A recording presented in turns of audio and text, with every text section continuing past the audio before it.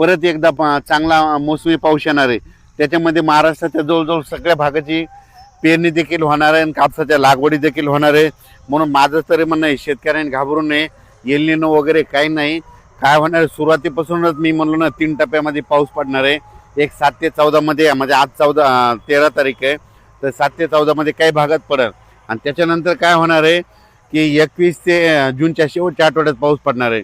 तर त्याच्यामध्ये संपूर्ण राज्यातल्या जवळपास 70-80% लोकांच्या पेरण्या होतील आणि लागवडी होतील आणि त्याच्यातून जर काही शेतकरी उरले तर 7 जुलै ते 14 जुलैच्या दरम्यान राज्यामध्ये काय होणार आहे, पुन्हा राहिलेल्या शेतकऱ्याच्या पेरण्या होणार आहेत।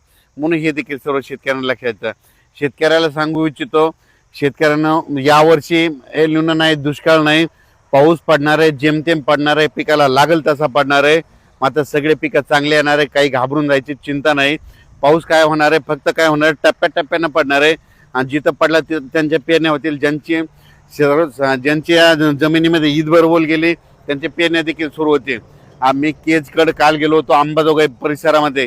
काल तिकडे सोयाबीनच्या पेरण्या चालू झालेल्या आहेत, कारण की तिकडे खूप पाऊस पडला।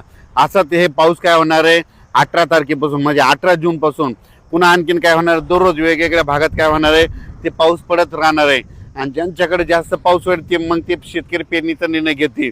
पण शेतकऱ्याला सांगू इच्छितो दुष्काळ वगैरे काही पडणार नाही। परत एकदा सांगतो 2026ला सरासरी इतका पाऊस पडणार आहे, जेमतेम पडणार आहे।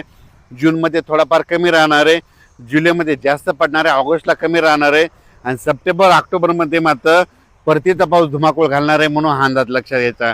तर मी म्हटलं होतं आमच्या भागात देखील काही भागामध्ये धूळ पेरण्या झाल्या होत्या, तर काल आम्हाला खूप, म्हणजे काल 12 तारखेला खूप पाऊस झाला, त्यांच्या देखील सरक्याला म्हणजे कापसाला जीवदान भेटलं। आता हे इकडे माजलगाव